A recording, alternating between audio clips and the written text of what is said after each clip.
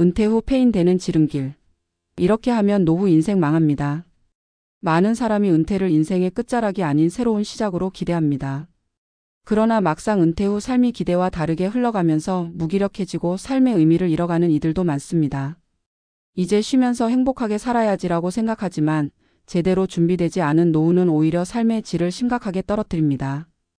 은퇴 후 우울증, 건강 악화, 재정난 등으로 인해 사회적으로 단절되고 결국 폐인처럼 살아가는 경우도 적지 않습니다.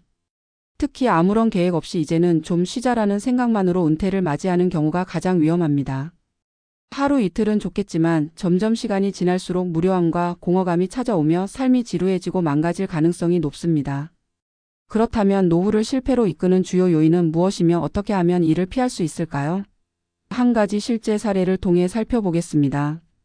김철수 가명 65세 씨는 대기업에서 35년간 근무한 후 60세에 은퇴했습니다. 오랜 직장 생활에서 벗어나 드디어 자유를 만끽할 수 있을 거라는 기대에 부풀었습니다. 처음 몇 개월 동안은 늦잠도 자고 여행도 다니면서 즐겁게 지냈습니다. 하지만 몇 달이 지나자 무료함이 찾아왔고 점점 집에 머무르는 시간이 많아졌습니다. 젊었을 때는 친구들과 자주 만나던 김 씨였지만 은퇴 후에는 만날 사람이 점점 줄어들었습니다. 직장 동료들과의 관계도 자연스럽게 소원해졌고 가족들도 각자의 삶에 바빠 김 씨와 많은 시간을 보내지 못했습니다. 그는 TV와 스마트폰에만 의존하게 되었고 신체 활동이 줄어들면서 건강도 악화되었습니다. 몇 년이 지나면서 김 씨는 극심한 우울감에 빠졌고 결국 병원에서 우울증 진단을 받았습니다. 김 씨의 사례는 은퇴 후 철저한 준비 없이 무작정 쉬기만 하면 어떤 결과를 초래할 수 있는지를 잘 보여줍니다. 그렇다면 어떻게 해야 이러한 노후의 함정을 피할 수 있을까요? 1. 은퇴 전부터 새로운 목표 설정하기. 은퇴 후에도 삶의 의미를 찾기 위해서는 미리 목표를 설정하는 것이 중요합니다.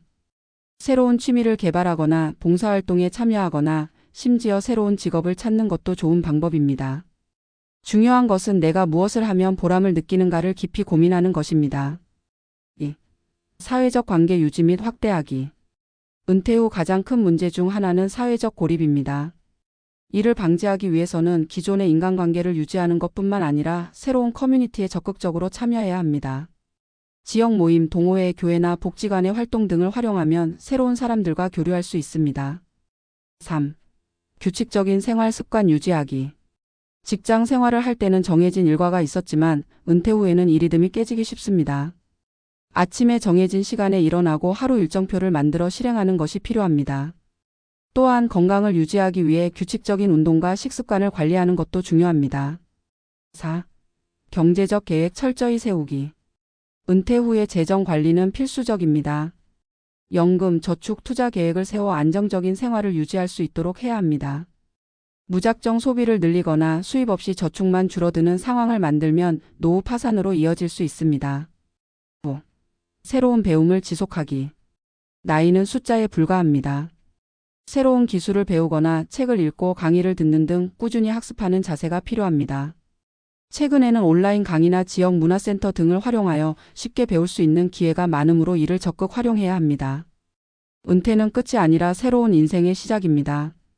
하지만 아무런 계획 없이 막연한 기대만으로 은퇴를 맞이하면 삶의 질이 급격히 저하될 수 있습니다.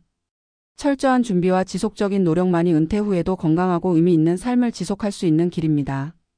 당신은 은퇴 후 어떤 삶을 살고 싶나요? 지금부터라도 계획을 세워 노후를 더 행복하고 보람차게 만들어 보세요.